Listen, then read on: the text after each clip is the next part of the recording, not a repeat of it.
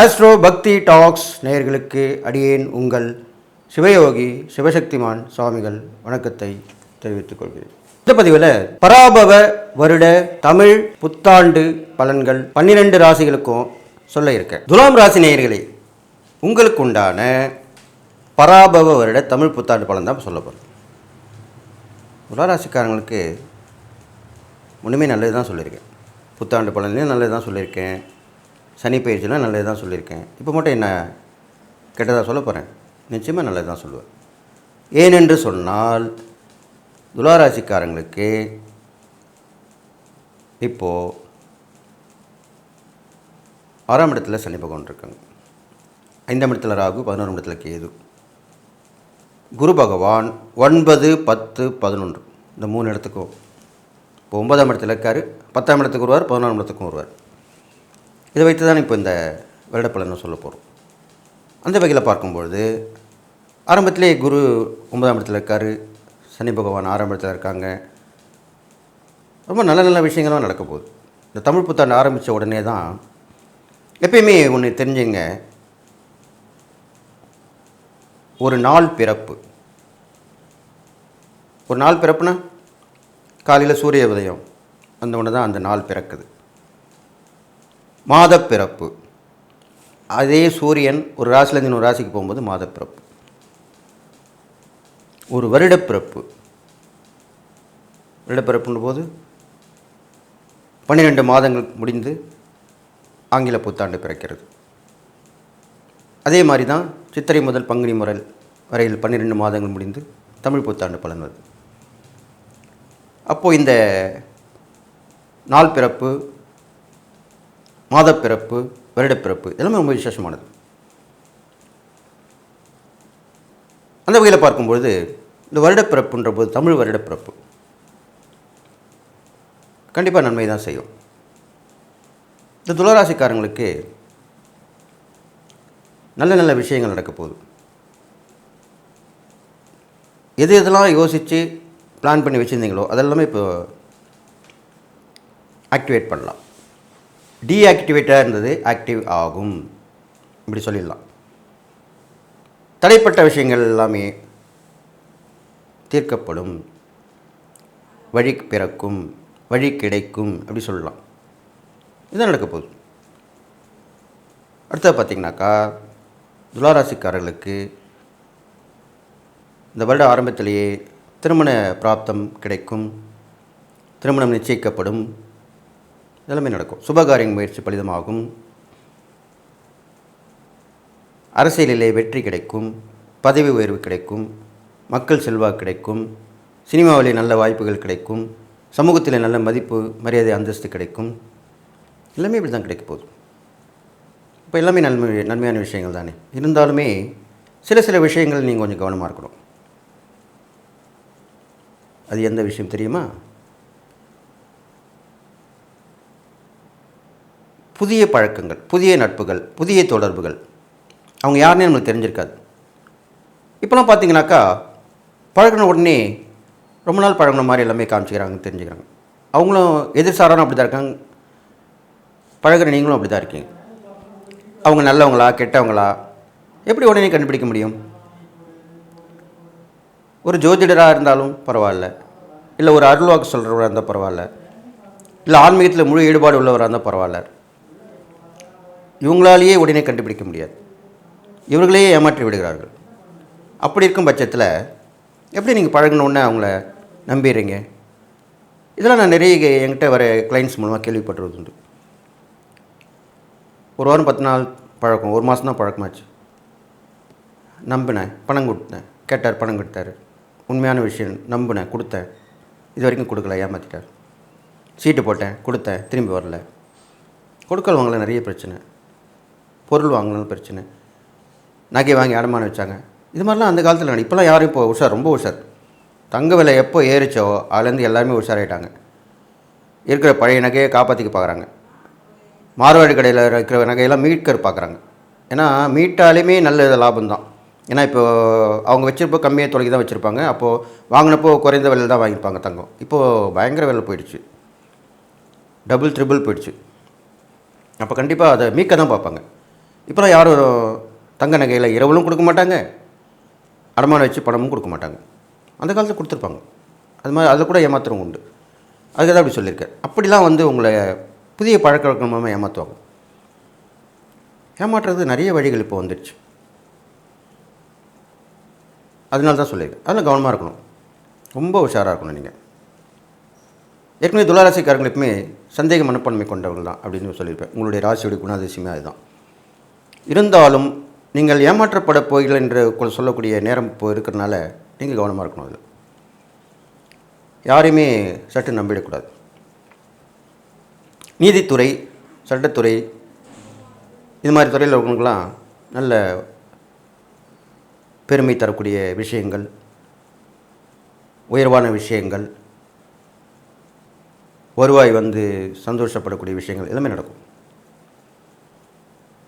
இப்படி சொல்லலாம். சாதாரண அட்வொகேட்டாக இருந்தேன், இப்போ நல்லா ஃபேமஸ் ஆகிட்டேன். கவர்மெண்ட் அட்வொகேட் ஆகிட்டேன் இப்படி சொல்லுவாங்க. அட்வொகேட்டாக இருந்தேன், ரொம்ப கஷ்டப்பட்டேன், நிறைய எக்ஸ்பீரியன்ஸ் இருந்தது, எக்ஸாம் எழுதினா பாஸ் பண்ணிட்டேன், ஜட்ஜ் ஆகிட்டேன். இப்படி தான் என்ன சொல்ல போகிறீங்க. ஆனால் அடுத்த ஒரு 4 மாதங்களுக்கு 3-4 மாதங்கள் சில பிரச்சனைகள் வரும். நம்ம யார்கிட்ட போய் உதவி கேட்கக்கூடாது, அவங்ககிட்டலாம் உதவி கேட்போம். யாரை நம்புறது, யாரை நம்பக்கூடாது, இப்படிலாம் இருக்கும். எந்த மாதிரி காலகட்டங்கள் தான் நான் உஷாராக இருக்கணும்னு சொல்லியிருக்கேன். இந்த பராப வருடம் ஆரம்பித்து ஒரு 2-3 மாதங்களுக்கு அப்புறம் வரக்கூடிய ஒரு 3-4-5 மாதங்கள் ரொம்ப கவனமாக இருக்கணும். எவிடன்ஸோடு தான் செய்யணும், எவிடன்ஸோடு தான் பண்ணிக்கணும். சாட்சியோட எந்த விஷயமும் சேர்த்து நிறைவேற்றிக்கணும். அரசியல் ஆரம்பத்தில் முன்னுக்கு வந்துடலாம், அதுக்கப்புறம் கொஞ்சம் சறுக்கு ஏற்படும். பதவி உயர்வு ஏற்பட்டு திருப்பி பதவி இறக்கம் ஏற்படும். அது அரசியலாக இருக்கலாம், உத்தியோகத்தில் இருக்கலாம், தனியார் நிறுவனங்களில் வேலை பார்க்குறவங்களாக கூட இருக்கலாம். எல்லாருக்குமே நிகழும். பொது வாழ்க்கையில் கொஞ்சம் கவனமாக இருக்கணும். மக்கள் மத்தியில் சில கெட்ட பெயர்கள், அவமானப்படக்கூடிய நேரங்கள் அப்படி வரக்கூடிய வாய்ப்பு இருக்குது. நீங்களும் யாரும் விமர்சனம் பண்ணக்கூடாது, மற்றவங்களும் நீங்கள் உங்களை விமர்சிக்கிற மாதிரி நடந்துக்கூடாது, உங்களை விமர்சனம் செய்யாத மாதிரி நடந்துக்கூடாது. அவ்வளோதான் விஷயம். இப்படி வந்தாலே போதும். இறைப்பறிகாலம் பார்க்கும்போது உங்களோட ராசியாதிபதி சுக்கிரன் தானே. சுக்கிரன் மகாலட்சுமி அம்சம் கொண்டவர். பெருமாள், லக்ஷ்மி நாராயணன், சீனிவாச பெருமாள், இப்படிப்பட்ட லக்ஷ்மியுடன் கூடிய பெருமாளை வழங்கி வழிபட்டு வர வேண்டும். புதன்கிழமை, வெள்ளிக்கிழமை இப்படி தொடர்ந்து வழிபட்டு வரலாம். இது இல்லாமல் இந்த துளாராசி பிறந்த உங்களுக்கு சௌந்தரராஜ பெருமாள், அந்த பெருமாளை வழிபட்டுன்னு ரொம்ப சௌந்தர நாயகி சௌந்தரராஜ பெருமாள், இப்படிப்பட்ட தாயார் அம்சம் கொண்டவர்களும் பெருமாள் அம்சம் கொண்ட இறை தெய்வத்தையும் வழிபட்டு வந்தீர்களால் ரொம்ப சிறப்பாக இருக்கும். அது இல்லாமல் லக்ஷ்மி நரசிம்மரை வழிபட்டு வரலாம். லக்ஷ்மி நரசிம்மரை வழிபட்டால் தீய பழக்கங்கள், தீய பிரச்சனைகள், கெடுமலன் குறையும். நான் சொன்னால நம்ம ஏமாற்ற போகிறாங்க, அப்படி ஒரு சூழ்நிலை தெரிஞ்சுக்கிட்டிங்கன்னா லக்ஷ்மி நரசிம்மரை கெட்டியாக பிடிச்சிக்கணும், அவரை வழிபட்டு வரணும். நல்ல விஷயங்களுக்கு அந்த சௌந்தரராஜ பெருமாள், தாயார் சௌந்தர நாயகி, இது மாதிரிலாம் வழிபட்டு வரலாம். அதன் பிறகு பார்த்தீங்கன்னா தான தர்மங்கள் என்ற வகையில் பார்க்கும் பொழுது நிறைய குழந்தைகளுக்கு நீங்கள் உதவி செய்ய வேண்டும். அவர்களுக்கு உண்பதற்கு அதில் இனிப்பு நிறைய கொடுக்கலாம், இனிப்புகள் நிறைய செய்யலாம். அது இல்லாமல் மகாலட்சுமியை தொடர்ந்து வழிபட்டு வரலாம். வெள்ளிக்கிழமையிலே குபேர பூஜை செய்யலாம், லக்ஷ்மி பூஜை செய்யலாம், இது மாதிரிலாம் பண்ணிட்டு வரலாம். சுமங்கலைக்கு நிறைய தானதம் பண்ணிட்டு வரணும், இதெல்லாம் பண்ணிட்டு வரணும். அப்போ கண்டிப்பாக நல்லது நடக்கும். இது எல்லாத்தையுமே விட துளாராசியில் பிறந்தவர்கள் இந்த பராபவ தமிழோட பலன்கள் வகையில் பார்க்கும் பொழுது உங்களுக்கு விஸ்வரூப தரிசனம், கோயில் திறந்த உடனே போயிட்டு பெருமாளையும் தாயாரையும் பார்த்துட்டு வரணும். அது மாதிரி பண்ணிட்டு நீங்கள் வந்தீங்கன்னா தினசரி பார்க்கலாம், இல்லைனாலும் வாரத்தில் ஒரு நாள், அது புதன்கிழமை இருக்கலாம், வெள்ளிக்கிழமை இருக்கலாம், இது மாதிரிலாம் பண்ணிட்டு வாங்க. இது இல்லாமல் விஷ்ணுபதி புண்ணிய காலம்னு கேள்விப்பட்டிருப்பீங்க, குறிப்பிட்ட தினங்களில் வரும். அதில் நீங்கள் கலந்து கொட்டிங்கன்னா கண்டிப்பாக எல்லா தடைகளும் விலகி நல்ல நிலைமைக்கு வரப்போறீங்கன்னு சொல்லி, இந்த பராப வருட தமிழ் புத்தாண்டு பலன்கள் பிறகு பார்க்கும்பொழுது துலா ராசிக்காரர்களுக்கு மத்தியம பலன்கள், மத்திய பீரியட், அதாவது இந்த வருடத்தினுடைய நடுபாதியிலே கொஞ்சம் கஷ்டங்கள் வந்து பிரச்சனை தீரும்.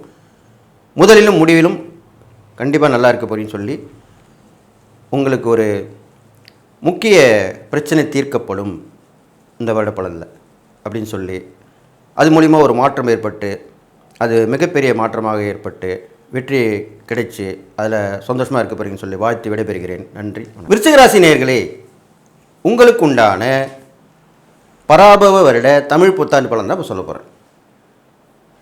விருச்சிக ராசிக்காரங்க ரொம்ப கஷ்டப்பட்டுருந்தீங்க. ஏன்? அர்த்தாசம் சனி ஆட்டி படைச்சிட்டு இருந்தது, அது விலகிடுச்சா? 5ஆம் இடத்துக்கு பஞ்சம சனியாக போயிட்டார்.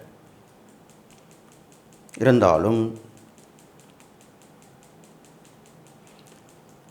4ஆம் இடத்துல ராகு பகவானும் 10ஆம் இடத்துல கேது பகவானும் இருக்காங்க.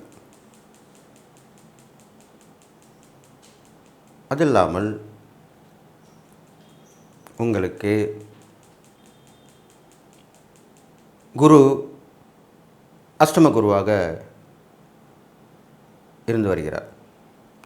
அவர் வந்து 8ஆம் இடம், 9ஆம் இடம், 10ஆம் இடம், இந்த 3 இடத்துக்குமே மாறுவார். 2 பயிற்சி இந்த வருடம் இருக்குது. இதை வைத்தான் இப்போ பலன் பார்க்க போகிறோம். இப்போ அந்த வருட ஆரம்பத்திலே புத்தாண்டு பலன் ஆரம்பித்த உடனே என்ன நடக்கும்? கையிருப்பு கரையும், பண விஷயங்களுக்கு தேவைப்படும். என்ன பண்ணலாம், ஏது பண்ணலாம், யார்கிட்ட உதவி கேட்கலாம், என்ன சொல்லலாம், இப்படி தான் யோசிப்பீங்க. நிறைய பிரச்சனைகள் வந்து போயின்றே இருக்கும். ஒரு 2 மாதங்கள் அப்படி கஷ்டத்தில் தான் இருக்கும். அதற்கு பிறகு இந்த கஷ்டமான நேரத்தில் நீங்கள் நான் சொல்லக்கூடிய இந்த இறைப்பரிகம் தான் பண்ணிட்டு வரணும். அதுக்கு தான் முன்னாடி சொல்லிடுறேன்.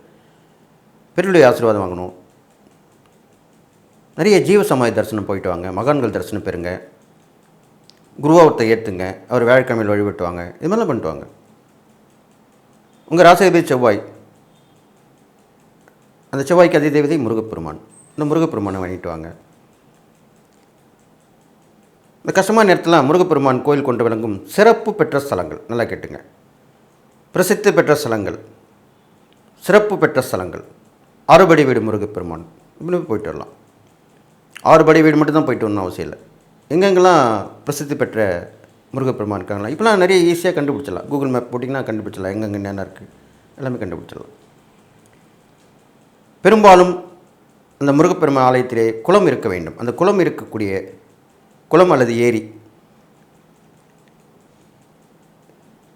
அவ்வாறு உள்ள முருகப்பெருமான் ஆலயத்துக்கு போயிட்டு வரது தான் உங்களுக்கு சிறப்பு. அதுமாதிரி போயிட்டு வாங்க. முதல் 2 மாதங்கள் இப்படி தான் இருக்கும். சில உடம்பு பிரச்சனைகள்லாம் வந்து போகும். அதன் பிறகு ஒரு 4-5 மாதங்கள் கண்டிப்பாக நல்லா இருக்க போகுது. உங்களுக்கு எல்லா விஷயமும் கிடைக்கிறதுக்கு உண்டான வாய்ப்புகள் உருவாகும். அது பயன்படுத்திக்கணும். காற்றுள்ள போதே தூற்றிக்கொள் அப்படி தானே சொல்கிறாங்க எல்லோரும் பெரியவங்களாம். அப்போ அதுக்கு என்ன அர்த்தம்? நல்ல நேரம் வரும்போது நல்ல நேரத்தை பயன்படுத்திக்கணும், அவ்வளோதான் விஷயம். இந்த நேரத்தில் நீங்கள் சுறுசுறுப்பாக இருக்கணும், உஷாராக இருக்கணும், தம்முடைய தேவைகளை பூர்த்தி பண்ணிக்கணும். இது மாதிரிலாம் செய்யலாம், தப்பு கிடையாது. தனக்கு பின் தான் தர்மம்னு சொல்லியிருக்காங்க. அது மாதிரி உங்களை முதல்ல நீங்கள் நிலைநிறுத்திங்க.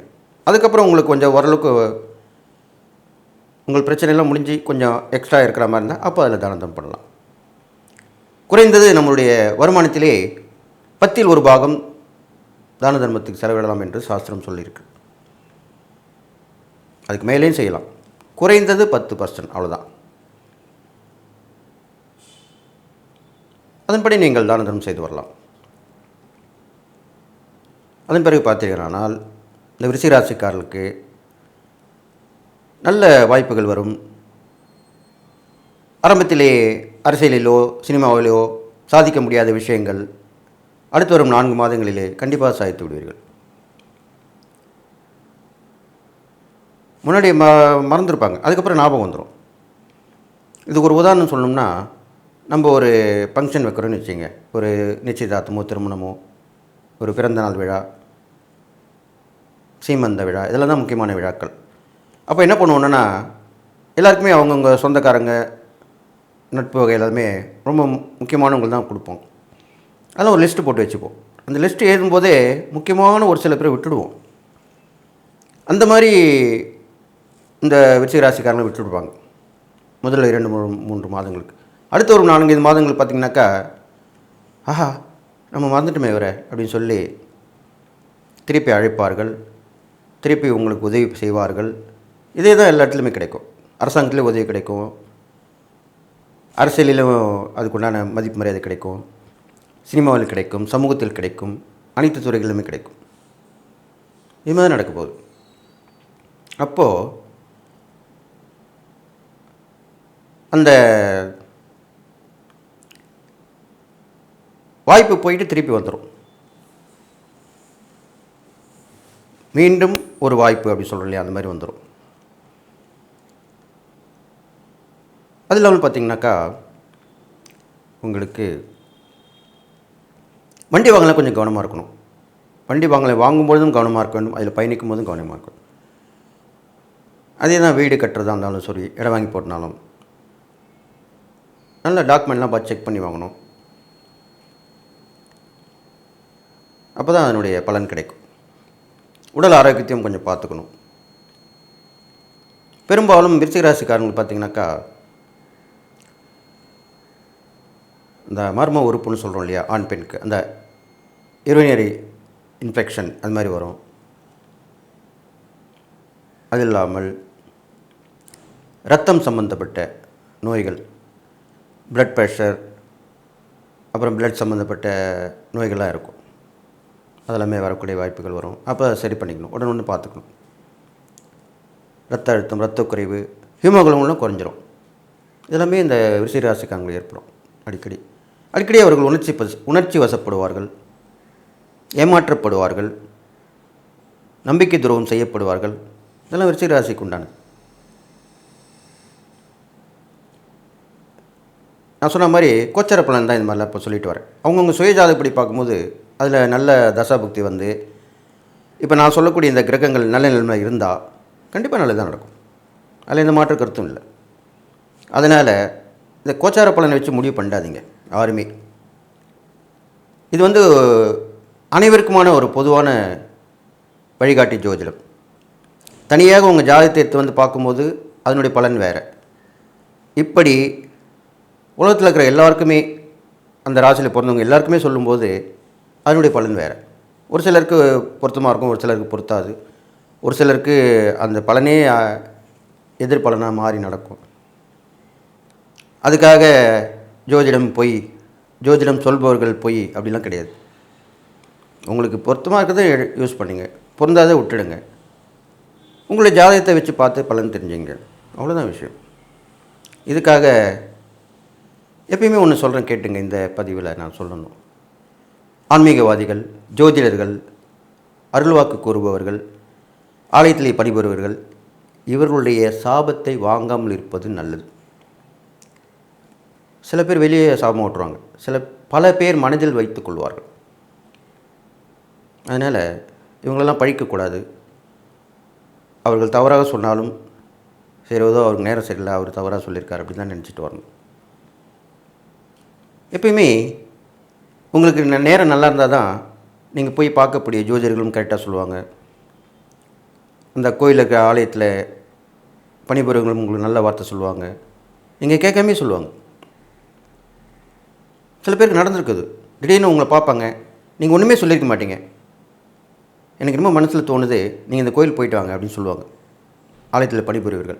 அது வந்து அவங்களுக்கு அந்த தெய்வ சக்தியால் உந்துதல் ஏற்பட்டு நமக்கு சொல்ல வைப்பாங்க. தெய்வம் நேராக வந்து எதுவும் உதவி பண்ணுறது அப்படின்னு சரித்திரம் இல்லை. சித்தர்களுக்கு, மகான்களுக்கு, ஞானிகளுக்கு, மனிதர்களிலே வெகு சிறந்தவர்களுக்கு தான் அந்த வாய்ப்பு கிடைச்சிருக்கு. எல்லாருக்கும் அது கிடைக்காது, மனுஷ ரூபத்தில் தான் வருவாங்க, அப்படி தான் சொல்லுவாங்க. அதனால தான் நான் எப்பவுமே சொல்லுவேன், கோயில் போகும்போது கஷ்டமாக இருக்கும்போது அங்கே நடக்கக்கூடிய பேச்சுவார்த்தையில் கவனிக்கணும். நம்மளுக்கு ஏற்ற மாதிரியே சொல்லுவாங்க. நம்ம பிரச்சனைக்கு போயிருப்போம், அந்த பிரச்சனையை சால்வ் பண்ணுறதுக்குனே ஒரு சிலர் பேசிப்பாங்க. அது நம்ம காதில் விழும். அது கவனிக்கணும். சும்மா போயிட்டு சாமி கும்பிட்டு வந்துடக்கூடாது. உட்காரணும், கவனிக்கணும், தியானம் பண்ணணும், அர்ச்சனை பண்ணிட்டு வரணும். எப்பயுமே பிரகாரத்தை வலம் வந்து கொடிமரத்தில் விழுந்து வணங்கணும். அதுக்குன்ற வழிபாடுகள்லாம் இருக்குது. அப்படி தான் கோயிலுக்கு போகிறது நல்லது. சும்மா நானும் கோயிலுக்கு போகிறேன் அப்படின்னு சொல்லிட்டு போயிட்டு வரதில் எந்த ஒரு பிரயோஜனமும் இல்லை. அதனால தான் அப்படி சொல்லியிருக்கு. அதனால் இந்த விருச்சிக ராசிக்காரர்களுக்கு நேரங்கள் சரியில்லாத காரணத்தினாலே தொடர் வழிபாடு இருக்கணும். பயணங்கள் போகும்போது கவனமாக இருக்கணும். பொருட்கள் தொலையக்கூடிய வாய்ப்பு இருக்குது. உடல்நல அக்கறை தேவை. உடனுக்குடன் மருத்துவ பரிசோதனை பண்ணிக்கணும். இது மாதிரிலாம் பண்ணிட்டு வரணும். அடுத்ததாக இந்த ஆண்டு பராப வருடம் முடியும் 3-4 மாதங்களுக்கு முன்னாடி நல்ல நல்ல விஷயங்களும் உங்களுக்கு நடக்க ஆரம்பிக்கும். நீங்கள் ஒரு முக்கிய மனிதராக திகழக்கூடிய அமைப்பு வரும். பெரிய திறமைசாலியாக விளங்குவீங்க. பாராட்டக்கூடிய வகையில் போற்றப்படுவீங்க. இது மாதிரிலாம் நடக்கும். அதனால் பொறுமையாக இருக்கணும். எப்பயுமே ஆன்மீகத்தில் பொறுமை, நம்பிக்கை இந்த ரெண்டுமே இருக்கணும். இந்த 2 மந்திரம் தான் தாரக மந்திரம் சொல்லுவாங்க. நம்பிக்கையுடன் பொறுமையாக இருந்தால் கண்டிப்பாக நல்லது நடக்கும். அரசன் அண்டை கொள்வான், தெய்வம் நின்று கொள்ளும். எதுக்கு சொல்லியிருக்காங்க? தெய்வம் பார்த்து பொறுமையாக தான் செய்யும். அதனால் நம்ம உடனே போயிட்டு வந்துட்டோம், இந்த கோயில் போயிட்டு வந்துட்டோம், ஒன்றுமே நடக்கலை, இந்த பரிகாரம் பண்ணிட்டு வந்தோம், ஒன்றுமே நடக்கலை அப்படிலாம் சொல்லக்கூடாது. அவர்களுடைய கர்மாவுக்கு படி தான் நடக்கும். ஒரு சிலருக்கு உடனே நடக்கலாம், ஒரு சிலருக்கு சில காலங்கள் ஆகலாம், சிலருக்கு கொஞ்சம் பல காலங்கள் கூட ஆகலாம். ஆனால் கண்டிப்பாக நல்லது நடக்கும். நீங்கள் செய்யக்கூடிய பரிகாரங்களுக்கு நல்ல பலன் கண்டிப்பாக உண்டு. நீங்கள் போய் வந்த கோயில் வழிபாடுடைய பலன் கண்டிப்பாக கிடைக்கும். இதில் எந்த மாற்று கருத்து இல்லை. ஆனால் முன்ன பின்ன நடக்கும், அவ்வளோதான் விஷயம். அதை நீங்கள் பார்த்து தெரிஞ்சு நடந்துக்கணும். அதுக்காக மற்றவங்கள பழி போடக்கூடாது. உங்கள் நல்லா இருக்கணும், நீங்கள் நல்லா இருக்கணும் தான் சொல்கிறாங்க. நீங்கள் கெட்டு போகணுன்னு யாரும் சொல்ல மாட்டாங்க. அதுக்குன்னு இருக்கிறவங்க இருக்காங்க. அவங்கக்கிட்ட நீங்கள் உஷாராக இருக்கணும், கவனமாக இருக்கணும், அவ்வளோதான் விஷயம். அதன் பிறகு பார்த்திங்கன்னா இந்த விருச்சிகராசிக்காரர்களுக்கு பல விஷயங்கள் புரிய வரும். நிறைய அனுபவம் பட போகிறீங்க. இப்போது இந்த தமிழ் புத்தாண்டுலேருந்து நிறைய விஷயங்கள் உங்களுக்கு தெரிய போகுது. கேட்பீங்க, கண்ணால் பார்ப்பீங்க, ஆராய்ச்சி பண்ணுவீங்க, நிறைய அனுபவப்படுவீங்க. இதெல்லாமே நடக்கும். அதனால் இந்த பலன்லாம் கிடைக்கும்போது உங்களுக்கு புடம் போட்ட தங்கமாக விளங்க போவீங்க. பிரகாசமாக இருக்கும். எல்லாத்தையும் தெரிஞ்சிட்டிங்கன்னா அப்புறம் ஈஸி தானே உங்களுக்கு. எது நீச்சல் போட்டு வந்துட மாட்டீங்க? கண்டிப்பாக வந்துடுவீங்க. அதனால தான் அப்படி சொன்னேன். அதனால் இந்த விருச்சிகராசிக்காரர்களுக்கு இந்த பராப வருடம் ஆண்டு நல்ல பலனை கொடுக்கும். கெட்ட பலன் கொடுக்கும்போது நான் சொன்ன இறை பரிகாரங்கள் தானம் பண்ணிட்டு வாங்க. இடைவிடாத பிரார்த்தனை, தியானம், ஜபம், வழிபாடு இதெல்லாமே உங்களுக்கு நன்மை செய்யுன்னு சொல்லி இந்த பராப வருட தமிழ் வருட பலன்கள் வகையிலே பார்க்கும் பொழுது விருச்சிகராசிக்காரர்கள் தொடர் தோல்வி சந்தித்து விடாப்பிடியாக முயற்சி செய்து விபரீத யோகம் ஏற்பட்டு நல்ல புகழ், பெருமை, பரிசு, பாராட்டெலாம் கிடைச்சி நல்ல நிலைமைக்கு வந்து 4 பேர் பாராட்டுற அளவுக்கு இருக்க போகிறீங்கன்னு சொல்லி எல்லா நலமும் பெற்று வாழ்வீங்கன்னு வாழ்த்தி விடைபெறுகிறேன். நன்றி, வணக்கம்.